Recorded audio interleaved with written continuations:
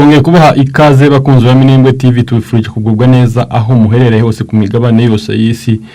Tugiye kubabwira amakuru ahavugwa cyane mu burasirazuba bwa Repubulika Demokarasi ya Kongo, niho tuza kwibanda mbere yo kuyarambura ndore ingingo z'ingenzi tuza kugarukaho. Turakubwira ko hamenyekanye umunsi ibiganiro bya mbere bya M23 na leta ya Kongo bizaba.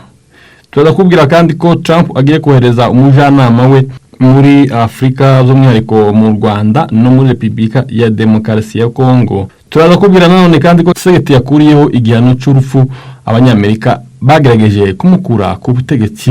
Ayangaya n'ayandi ntakubwiye muri izi ngingo z'ingenzi turaza kubwira mu kanya. Gusa twekubisa ko nzoroshe kuba wakora subscribe aho hasi ushobora kuwakanda kugira ngo uzozubona amakuru yacu mu bahambere. Mbere yo kubarambura zino ngingo z'ingenzi reka tubabwire ko Minembwe ku munsi w'ejo babonye umunyu n'amasabune bikaba byaraturutse mu bantu baturutse hirya no hino bateye inkunga abantu bo muri karere ka Minembwe mu gihe baramaze iminsi hafi amezi ari batajya umunyu batagira n'isabune yo kwihagira no kumesa. Ibi bikaba byaraturutse ku ntambara yahuje twigwana na FARDC mu kwezi kwa kabiri, bikaba byaratumye twigwana yirukana FARDC muri karere ka Minembwe ikaja gufunga inzira ziva ibuvira zazanaga umunyu n'isabune n'ibindi muri karere ka Minembwe. Amakuru yacu turahera kuri inkuru ivuga ngo hamenyekanye umunsi ibiganiro bya mbere bya leta ya Repubulika Demokarasi ya Kongo na M23 bizaba. Amakuru aturuka ku ruhande rwa leta ya Repubulika Demokarasi ya Kongo ndetse n'urw'umutwe wa M23 aravuga ko tagihindutse impande zombi zizahurira mu biganiro ku minsi 9 y'ukwezi kwa kane umwaka wa 2025. Ibiro ntaramakuru leta z'Abongereza bivuga ko impande zombi zizahurira i Doha muri Qatar, ikaba inshuro ya mbere zabazihuye kuva mu kwezi kwa 11 umwaka wa 2021 ubwo intambara zihanganye mu yongeraga kubura. Ibiganiro bitaziguye M23 na leta ya Kongo bizahuramo biri mu rwego rwo gukemura amakimbirane y'impande zombi zifitanye. Umwe mu bayobozi bo mu ruhande rwa leta ya Kinshasa yahamirije leta ziko ibiganiro bizaba ku minsi 9 y'ukwezi kwa kane keretse urundi ruhande rwitwaye nabi. Umwe mu masoko yo muri M23 nayo yemeje ko itariki kigomba kuzaberaho ibiganiro ndetse uyu mutwe ushimangira ko witeguye kugeza kuri Kinshasa ivyo wifuza. Amakuru kandi avuga ko yaba M23 na leta ya Kongo bemeranyije ko atagomba gushira ku karubanda ingingo bazaganiraho. Impande zombi zigiye guhura i Doha muri Qatar nyuma yuko ku minsi 18 kwezi kwa gatatu ba President Paul Kagame w'u Rwanda na Felix wa Kongo nabo bahuriye mu buryo butunguranye muri Qatar. Aba President bahuye ku minsi 18 i Doha muri Qatar mu gihe kuri iyo minsi none hari hateganyijwe ibiganiro Rwanda muri Angola hagati ya leta Kinshasa na M23. Gusa M23 iza kubyikuramo kuko bamwe mu bayobozi bari bafatiwe ibihano. Amakuru kandi avuga ko kuva kuwa gatanu w'inga rishize Qatar yakiriye icyiciro cya kabiri cy'ibiganiro bya Kigali na Kinshasa, ndetse uwo munsi yanahuye n'intumwa za M23 zirimo Bertrand Bisimwa usanzwe ari president w'uyu mutwe na Colonel John Imani Nzenze ukuriye ubutasi bwawo. Icyakora uwo munsi amakuru avuga ko ziriya ntumwa zitigeze zihura n'uruhande rwa leta ya Kinshasa. Mu kwezi kwa 11 umwaka wa 2025 nibwo intambara hagati ya M23 kuri ubu igenzura ibice byinshi byo mu burasirazuba bwa Repubulika Demokarasi ya Kongo yatangiye. Iyi ntambara hagati ya M23 n'ingabo za leta ya Kinshasa yongeye kwaduka nyuma y'uko Kinshasa yanze kubahiriza ibikubiye mu masezerano impande zombi zari zarumvikanyeho.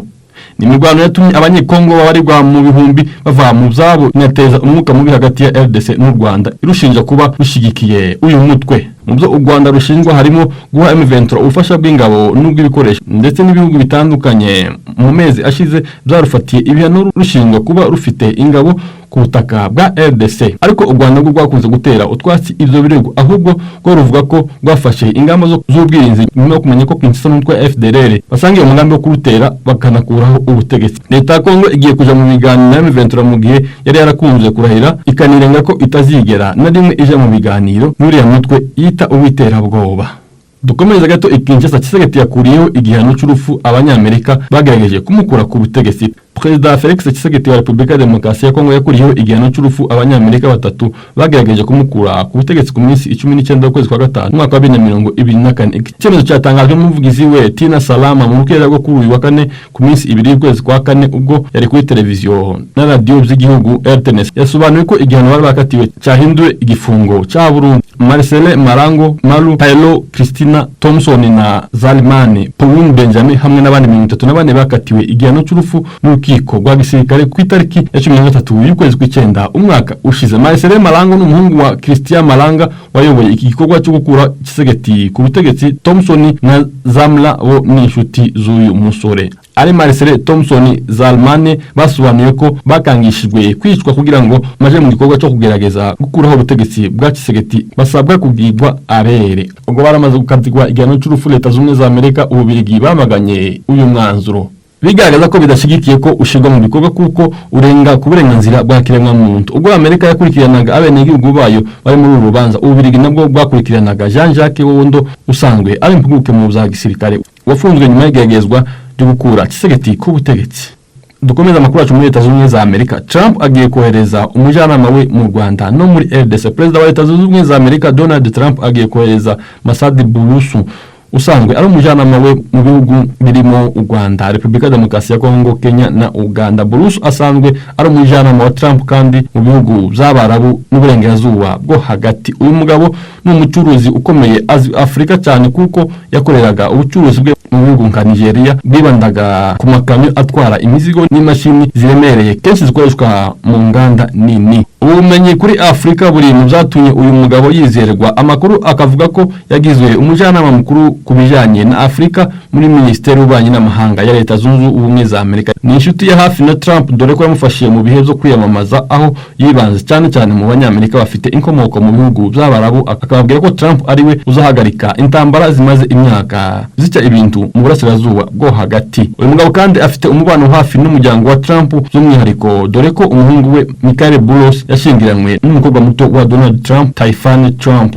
Amakuru avuga ko urugendo rw'uyu mugabo rutegerejwe kuri aka karere ruzaba rufite intego zibiri z'ingenzi zirimo gushyigikira ibiganiro bigamije gushaka amahoro y'intambara zimaze igihe kinini mu burasirazuba bwa Repubulika Demokarasi ya Kongo. Hari kandi kureba hamwe uburyo Amerika yateza imbere ishoramari mu karere k'ibiyaga bigari, cyane ko ari ahantu hakungahaye ku mabuye y'agaciro, hakaba ibihugu bifite umuvuduko uri hejuru mu iterambere. Mu nshingano z'uyu mugabo hazaba harimo kwibanda cyane muri aka karere. Amakuru avuga ko ibijyanye n'icyifuzo cya Repubulika Demokarasi ya Kongo kuri Amerika cyo kuyiha uburenganzira bwo kuzaza umusaruro umutungo kamere wayo bishobora kuzahabwa imbaraga mu nshingano za Bulusu. Amakuru kandi avuga ko inzira zo gutegura urugendo zatangiye kuko uyu mugabo yamaze kuganira n'abayobozi b'u Rwanda ndetse n'aba Repubulika Demokarasi ya Kongo mu kwezi kwa gatatu uyu mwaka. Hari amakuru kandi avuga ko abayobozi ba RDC bamaze igihe kinini ku ngoro ishinga amategeko ya Amerika bagerageza gusobanura uburyo icyo gihugu gishobora kungukira umutungo kamere wa RDC ubarirwa mu gaciro ka miliyari 24 z'amadolari. Nyuma yo gutsindwa intambara na M23, amakuru avuga ko RDC yishingikirije cyane Amerika ndetse umuvugizi wayo Patrick Muyaya aruse kubigarukaho agira ati Amerika ishobora kudufasha binyuze mu buryo bwa diplomasi ndetse no gushiraho ibihano bikomeye.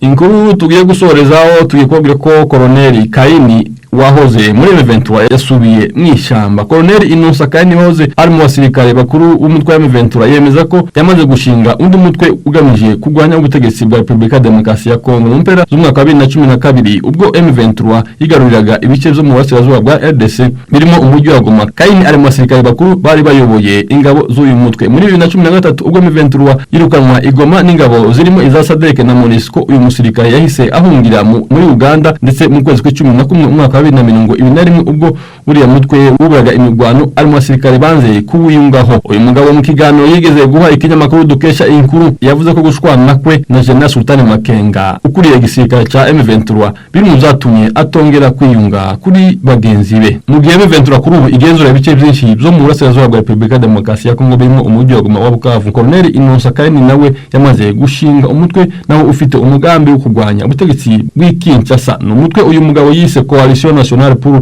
la Libération du Congo CNLC, mu gihe igisirikare cyawo cyitwa Force Nationale pour la Libération du Congo FNLC. Tangazo uyu mutwe wasohoye ku minsi 30 y'ukwezi kwa gatatu yerekana ko Colonel Innocent Kaini ariwe mugabo mukuru w'ingabo za FNLC mu gihe umuvugizi wayo yitwa Major Kasereka André. Muri iryo tangazo uyu mutwe bigaragara ko ufite icyicaro ahitwa Aveba mu ntara ya Ituri. Banyira bavuga ko mu byatumye bahitamo kuja mu ishyamba hari uko imyitwarire y'ubutegetsi bwa Kinshasa irangwa no kuba batarajwe inshinga n'imibabaro y'abanyekongo baterwa n'imiyoborere mibi idashingiye ku ndangagaciro. Mu byo Kaini n'umutwe we banenga leta ya Kinshasa harimo ruswa, icyeno wabo n'ibindi. Uyu mutwe yagaragaje ko hakenewe ko abanyekongo bahagwa service mu cyubahiro kandi bityo mu miyoborere myiza. Ikindi akaba ari na ngombwa ko RDC ivamo mu bibazo irimo biterwa no kwikunda kw'abayiyobora. kandi yashinze muri Ituri umutwe ugamije kuvanaho ubutegetsi bwa Kinshasa nyuma y'iminsi mike. Thomas Rubanga usanzwe ari inshuti ye nawe ashinze umutwe witwara gisirikare mu ntara Ituri ufite gahunda nk'iyo yise Convention pour la Révolution Populaire CRP.